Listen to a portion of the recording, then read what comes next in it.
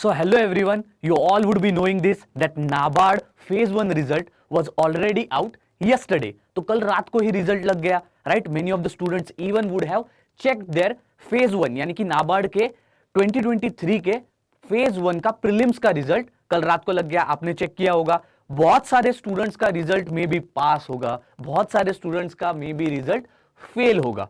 तो आज का डिस्कशन ये है that what were the results and have you passed or have you failed, and if you have passed अब आपको आगे क्या करना चाहिए, एंड अगर आपका फेलियर, अगर if you are facing failure, अगर आपका नंबर आपको उस शीट में नहीं मिला है तो कोई बात नहीं, कोई भी गम या फिर कोई भी इतना रोना धोना करने की जरूरत नहीं है।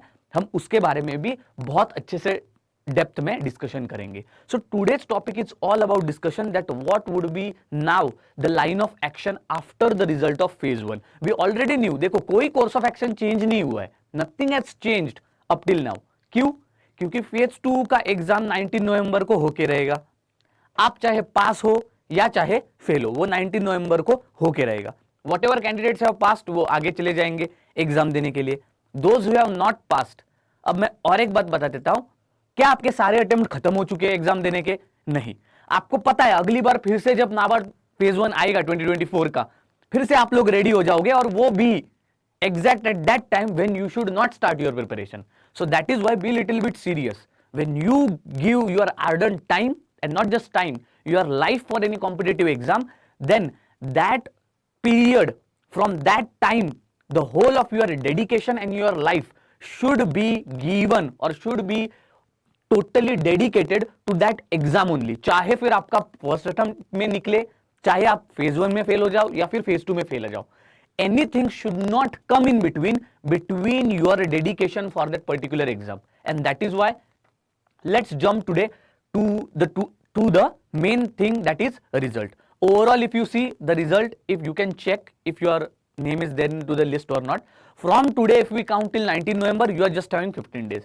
That is why for all the students जिनको ये लगता है कि उनका एग्जाम क्लियर हो चुका है और वो बहुत जोश में है, may be they are also enjoying because they have passed the prelims और phase 1 एग्जाम, उनको मैं एक बता दूं कि शॉर्ट टर्म प्लेजर्स के इसमें लॉन्ग टर्म का अपना हार्म मत कर देना। क्यों?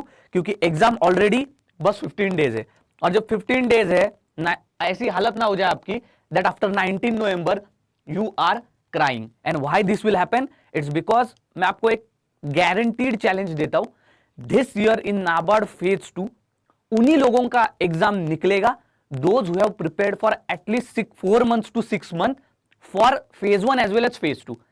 अभी से जो प्रिपरेशन स्टार्ट करेगा, मैं सही में बता रहा हूं, don't expect anything out of it exam के लिए। अगर आप आज सुबह उठकर ये डिसाइड कर रहे हो कि मैं प्रिपरेशन स्टार्ट कर देता हूं, सी आप ही लगा लो 15 डेज में आप क्या कर पाओगे। And where you know for any competitive exam, चाहे फिर वो सिविल सर्विसेज हो, चाहे फिर वो डिफिकल्ट एज आरबीआई और नाबार्ड हो, जो फेज 2 होता है, जो मेंस एग्जाम होता है, ये सबसे ज्यादा टफ एग्जाम होता है, और यहां पर आपको इतनी प्रैक्टिस की जरूरत होती है। मैं तो कहूंगा मिनिमम 4 months to 6 months आपको प्रैक्टिस के लिए चाहिए। मैं ये नहीं कह रहा हूं कि 15 डेज अभी आप कुछ प्रिपरेशन मत करो या फिर यू लूज योर होप्स, नहीं, but always remember that for phase 2 पर से आपको हार्डवर्क की बहुत ज्यादा जरूरत है। इस in this 15 days what I am talking about, you have to burn your midnight oil. आपको 8-8, 9-9, 10-10 घंटे पढ़ना होगा अगर आप चाहते हो कि आपका सिलेक्शन हो। And that is why I am telling that do not think कि आपने कोई भी बड़ी, कोई जो भी स्टूडेंट्स पास हुए हैं, those people who have achieved in this prelims exam, don't be happy. Actually here you should be in misery. क्यों? क्योंकि इस बार नाबार्ड ने फेज 2 के लिए बस 20 दिन का प्रिपरेशन टाइम दिया। ऑलमोस्ट 30-35 डेज अगर उन्होंने प्रिपरेशन टाइम दिया होता, it would have been very better for us, पर ऐसा कुछ नहीं हुआ। अब करे क्या? आज की अगर आप तारीख देखते हो overall, okay, today's date if you get it, तो आज की तारीख से जब एग्जाम है 19 नवंबर को, आपको ओवरऑल 15 दिन ही मिलते। So today's date if you see, we are falling in this bracket 4 to 6 November bracket. मैंने पहले ही ये आपको टाइम टेबल दिया गया है। The overall time table for your preparation is nothing but 3 days। After 3 days 1 day will be for your mock test and revision, then again 3 days for again your preparation, then 1 mock test। so after 3 days you will be giving one mock test, then again 3 days preparation, then again mock test. This will continue till 18 November. Because 20 days are there, आप 18 नवंबर क्या 19 नवंबर की सुबह तक भी आप इस बार पढ़ाई करोगे. अब पॉइंट यह है कि ARD static revision, ESI static revision, government schemes का कंटिन्यूअस 6 to 8 मंथ का revision, MCQ practice, English answer writing के साथ साथ एआरडी और ईएसआई आंसर राइटिंग, ये सब करते हुए आपको मॉक टेस्ट भी करना है. ये टाइम टेबल आपके पास है, अगर नहीं है तो आप स्क्रीनशॉट ले सकते हो. अब से लेके आपके पास कितने 3-3 दिन बचते हैं वो देखो. मेन चीज है ईएसआई और एआरडी का रिवीजन. सो फ्रॉम 4 to 5 नवंबर, यानी कि आज से अगर आप देखते हो 15 दिन ही बचे हैं. And this time table also will fall short, क्योंकि यहां पर मैंने कितने मिनिमम आवर्स बताए थे, यहां पर 6 to 7 आवर्स बताए थे. तो अब you have to increase number of hours because only we are left with 15 days. So now these will become almost 8 to 10 plus hours, or 8 plus hours I will say, for the students who are preparing for now. Now for all the students who have not cleared, ये तो सारे पास हुए students के बारे में बात कर दी. For all the students who have not cleared, आपको रोने की जरूरत नहीं है. First thing, I know failure is heart breaking. किसी का भी जब कोई भी एग्जाम क्लियर नहीं हो पाते, चाहे फिर प्रिपरेशन कभी भी किया हो, बुरा तो जरूर लगता है सबको. Everybody feels bad. But again remember, if you are thinking about short term, then keep crying. उसका आपको कुछ भी फायदा नहीं होने वाला है. सी, देयर आर 2 थिंग्स जिसका कभी भी फायदा नहीं होता है लाइफ में. First is either you are sobbing on your failure, and second is if you are regretting on your decision, क्योंकि वो चीजें हो चुकी है, आप उसमें कोई भी चेंज या फिर परिवर्तन नहीं ला पाओगे. सो द पॉइंट इज, आप अभी ये सोचो, अगर आप फेल हुए हो देन एक चीज का आप एनालिसिस जरूर कर सकते हो. देखो, स्कोर कार्ड अभी भी आया नहीं है, just the roll numbers have come who have cleared phase 1. ठीक है, अब जब फेज 1 क्लियरिंग की बात हो गई है, अगर आपका फेज 1 क्लियर हो गया तो कोई प्रॉब्लम नहीं था. लेकिन अगर आपका फेज 1 क्लियर नहीं हुआ है, तो एक मैं आपको बात बताऊंगा there is a very important thing to understand when you are preparing for competitive exam. चाहे आप फ्रेशर हो या फिर आप एक वेटरन कैंडिडेट हो, अगर आप बार बार फेल हो रहे हो, नहीं तो ये अगर आपका पहला फेलियर है, doesn't matter. But always remember, success failure, कोई भी एग्जाम क्लियर करना, एक स्टेज मतलब क्लियर करना मतलब कोई बड़ी बात नहीं है. NABARD is stage 1, stage 2, stage 3, phase 1, phase 2, phase 3, prelims, mains और इंटरव्यू. जब फाइनल लिस्ट में नाम आएगा, दैट इज अ सक्सेस. अगर आप बीच में कहीं पर भी ड्रॉप हो जाते हो या फिर फेल हो जाते हो, आपको कोई नहीं पूछेगा अगर आपका प्रीलिम निकला है कि नहीं. Right? So that's why in between the journey you cannot have a rejoice, you cannot have even the cheers. So the point is, success or failure in any competitive exam, it is not the deal what we are talking about. कभी भी किसी भी competitive exam में आजकल at least इतना competition है कि it's not the deal what we are talking about. It is not the deal कि आप क्लियर कर रहे हो कि नहीं कर रहे हो.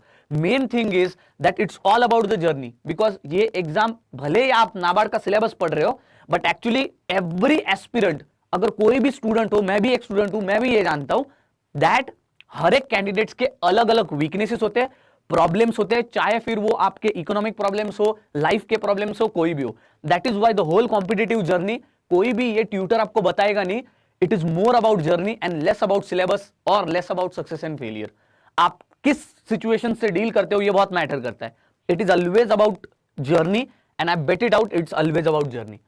जब आप, that's why when you will see it from the point of view of journey, अगर आपका इस बार नाबार्ड नहीं निकला है तो ये सोच के देखो, आफ्टर 8 मंथ्स अगर नेक्स्ट ईयर भी अगर आपका नाबार्ड नहीं निकला तो क्या होगा. And that is why for that एक प्रॉपर लाइन ऑफ एक्शन, अभी अगर आप नाबार्ड में फेल हुए हो, you need to think about it. So wait for the score card. पहले तो ज्यादा रोने की जरूरत नहीं है, गम में डूबने की जरूरत नहीं है. अभी now is not the right time. एक बार स्कोर कार्ड आने दो. अगर स्कोर कार्ड में डू द स्कोर एनालिसिस, मतलब क्या, आपका स्कोर कितना था and the cut off score how much it was. अगर कट ऑफ स्कोर और आपके स्कोर में बहुत ही थोड़ा डिफरेंस है, देन इट्स फाइन, कोई डरने की जरूरत नहीं है.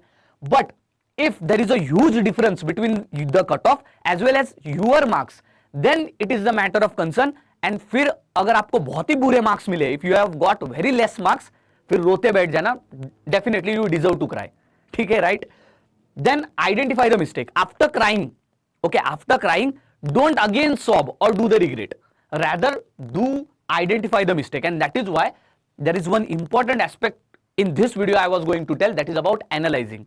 Every failure and mistake comes with analysis and mending the mistake. And when you will mend the mistake, maybe there is a high chance than rest of the competition that next year you will clear the exam.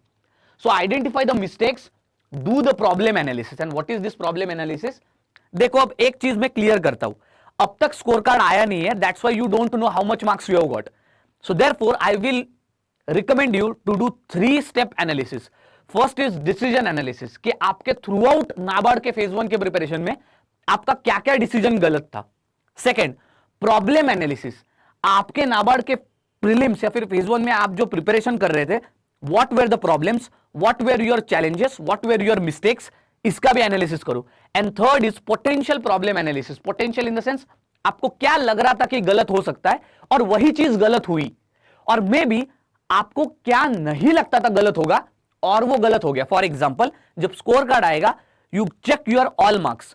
Suppose आपको लगता था कि you were very good in quantitative aptitude, you were very good in computer awareness, you were very good in decision making, but still there also you have failed.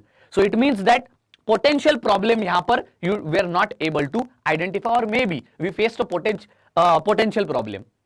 Okay, second thing, how to do the analysis? First is to identify the problem, causes for the problem. For example, this time you did not read only any computer awareness, आप over smart हो गए या फिर over confident हो गए. Then is preventive action. अब अगले case में क्या कर सकते, तो एक डायरी में एक पेज पे लिख दो कि कंप्यूटर अवेयरनेस में भाई नेक्स्ट ईयर तो पढ़ना है, क्योंकि इस बार कट ऑफ मेरिट निकाल लिया लेकिन कंप्यूटर अवेयरनेस रह गया. शायद से ऐसे भी बहुत कैंडिडेट्स होंगे. Then plan contingency plan. अभी प्लान करो कि कंप्यूटर अवेयरनेस के लिए मैं क्या करूंगा.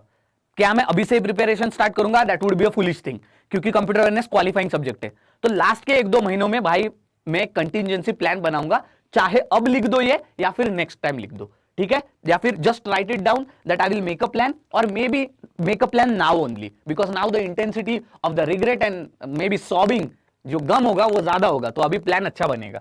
Then problem analysis. Problem analysis जो आपको पता है कि प्रॉब्लम है. फॉर एग्जांपल, आपका रूट मेमोराइजेशन वीक है, इसलिए आपका ईएसआई वीक था, तो ईएसआई आपको लग रहा था कि ईएसआई में फेल होने के चांसेस है. Suppose you have failed in that only, that means inspired that problem analysis we did, we knew that how to fix this problem, but we knew the problem, we described the problem, we identified the causes also, we tried to evaluate with various solution. इस बार आपने बहुत practice की, ESI की, बहुत मेहनत भी की, but still maybe the true causes were different, that because you failed again, and how to fix now this problem because this has again repeated, right? So this is about problem. And then is decision analysis, in the sense आपने क्या decision लिया था, purpose क्या था decision का, कोई alternative था कि नहीं, क्या रिस्क थे, and how why did you make that decision and how did you make that decision. और अगर जो भी डिसीजन, फॉर एग्जांपल आपने मॉक्स जो लगाने थे, आपने इस बार मॉक्स ही नहीं लगाए, and why, what was the reason, what was the purpose, तो अगली बार आप क्या करोगे. Similarly there were only 1 to 2 mocks you give and rest of the mocks you just saw the solution. Was that decision right? ये 3 आपको decision analysis करने ही पड़ेंगे. एक है डिसीजन एनालिसिस, एक है प्रॉब्लम एनालिसिस, और एक है पोटेंशियल प्रॉब्लम एनालिसिस. ये आपको हर सब्जेक्ट में करने होंगे, and not only related to subject और योर प्रिपरेशन. आपकी ओवरऑल थोड़ा आपका जो प्रिपेरेटरी आपकी लाइफ है, मे बी सुबह उठने से लेकर रात को सोने तक, इस सब का एनालिसिस कर लो, so that in the next cycle you don't have this excuses which will come out during this problem analysis. ठीक है, ये करना बहुत ही ज्यादा जरूरी है. So now you don't have the scorecard. That is why आप सब्जेक्टिव प्रॉब्लम और पोटेंशियल प्रॉब्लम एनालिसिस नहीं कर सकते, पर आप डिसीजन एनालिसिस जरूर कर सकते हो कि आपने पिछले प्रिपरेशन जो आपका फेज था फेज 1 के लिए, if you have failed then what were the decisions which you took wrong, उसका एनालिसिस तो आप जरूर कर सकते हो. So with this our discussion ends here.